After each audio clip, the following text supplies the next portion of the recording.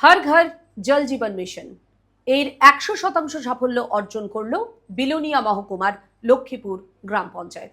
এই উপলক্ষে আয়োজিত জল তর্পণ দিবসে প্রভাত ফেরি ও সচেতনতামূলক সভার মধ্য দিয়ে এলাকার 9টি পানীয় জল প্রকল্পের পরিচালনা ও রক্ষণাবেক্ষণের দায়িত্ব আনুষ্ঠানিকভাবে হস্তান্তর করা হলো পঞ্চায়েত বডির হাতে। DWS আধিকারিকদের উপস্থিতিতে আয়োজিত এই অনুষ্ঠানে পরিকাঠামো সুরক্ষা ও জল সংরক্ষণের উপর বিশেষ জোর দেওয়া হয়। হর ঘর জল জীবন মিশনের আওতায় 100% সাফল্য অর্জনের পর শুক্রবার বিশেষ জল অর্পণ দিবস উদযাপন করা হলো বিলোনিয়া মহকুমার বিসি নগর ব্লকের লক্ষ্মীপুর গ্রাম পঞ্চায়েতে। জল শক্তি মন্ত্রণালয়ের নির্দেশনায় DWS বড় পাথারি সাব ডিভিশনের উদ্যোগে আয়োজিত এই কর্মসূচির শুরুতে পানীয় জল সংরক্ষণ ও অপচয় রোধে সচেতনতা বাড়াতে একটি বর্ণাঢ্য প্রভাত ফেরি বের হয়।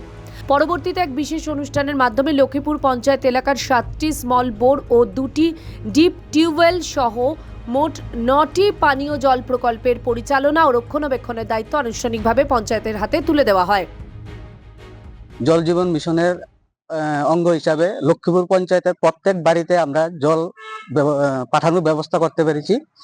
তার জন্য 2023 সালে এই লক্ষ্মীপুর পঞ্চায়েতে প্রায় 1012 ফ্যামিলিতে আমরা জল পৌঁছানোর ব্যবস্থা করতে পেরেছি। ওইটার অঙ্গ হিসাবে আমরা লক্ষ্মীপুর পঞ্চায়েতে আজকে জল অর্পণ দিবস পালন করার ব্যবস্থা নিয়েছি। দপ্তর সূত্রে জানা গেছে, লক্ষ্মীপুর গ্রাম পঞ্চায়েতের প্রতিটি পরিবারের নিরাপদ পানীয় জলের সংযোগ পৌঁছে দেওয়ার কাজ পুরোপুরি সফল হয়েছে। এই সাফল্যকে সামনে রেখে আয়োজিত অনুষ্ঠানে স্থানীয় বাসিন্দাদের নিয়ে একটি সচেতনতামূলক সভাও অনুষ্ঠিত হয়। এদিন সভায় DWS এর এক্সিকিউটিভ ইঞ্জিনিয়ার বিজন দেববর্মা, অ্যাসিস্ট্যান্ট ইঞ্জিনিয়ার দীপ্তনু চৌধুরী, উপপ্রধান শঙ্কর সরকার সহ আধিকারিকরা উপস্থিত থেকে পরিকাঠামো রক্ষা ও সচেতনতার উপর জোর দেন। ত্রিপুরা থেকে দেবাশিস বসুর রিপোর্ট, CN ত্রিপুরা।